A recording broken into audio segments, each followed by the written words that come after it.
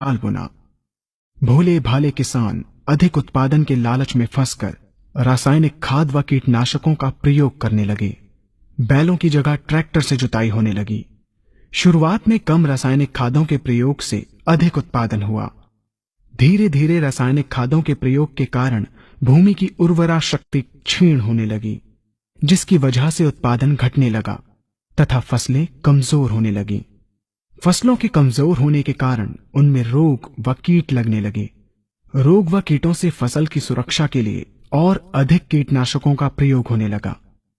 एक तरफ ज्यादा उत्पादन के लिए अधिक रासायनिक खादों का प्रयोग होने लगा, वहीं दूसरी तरफ फसलों को रोग व कीटों से बचाने के लिए अधिक विषाक्त कीटनाशकों का प्रयोग बढ़ गया, जिसके कारण उत्पादन लागत बढ़ी और किसान को लाभ कम होने लगा, बल्कि छोटे किसान कर्ज में डूबने लगे। धीरे धीरे भूमि की उर्वरा शक्ति क्षीण होने से भूमि बंजर होने लगी। रासायनिक खाद व कीटनाशकों के कारण खाद्यान्न भी विषाक्त हो गए तथा जलवायु भी प्रदूषित हो गई, जिसके कारण मानव पशु पक्षियों के स्वास्थ्य पर प्रतिकूल प्रभाव पड़ा, जिसका परिणाम आपके सामने है। मानव स्वास्थ्य पर रासायनिक खादों के पड़ने वाले प्रभाव को आप ऐसे समझें। जब किसान फसल में रासायनिक खाद डालता है तो रासायनिक खाद में उपस्थित विषाक्त रसायन जल में घुलकर सबसे पहले जल को प्रदूषित कर भूमि के अंदर उपस्थित केचुए व सूक्ष्म जीवाणुओं को मार देता है। ये बात सभी किसान अच्छी तरह से जानते हैं कि केचुए व अन्य सूक्ष्म जीवाणु भूमि की उर्वरा शक्ति को बढ़ाने के लिए अति आवश्यक होते हैं।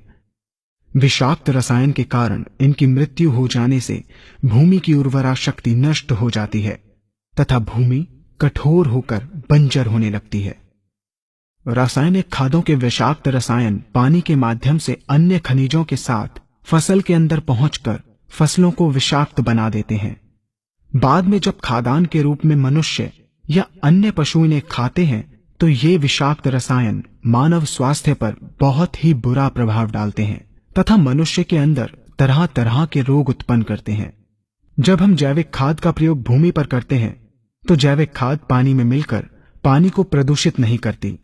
जैविक खाद भूमि के अंदर उपस्थित उर्वरा शक्ति को बढ़ाने वाले जीवाणु तथा केचुओं की संख्या को तीव्रता से बढ़ाती है, जिससे भूमि की उर्वरा शक्ति बढ़ती है तथा भूमि छिद्र युक्त एवं भुरभुरी हो जाती है, जिससे वायु और प्रकाश भूमि के अंदर गहराई तक प्रवेश करते हैं, जिसके कारण भूमि में तापमान एवं आर्द्रता का संतुलन बना रहता है और फसलें मजबूत होती हैं।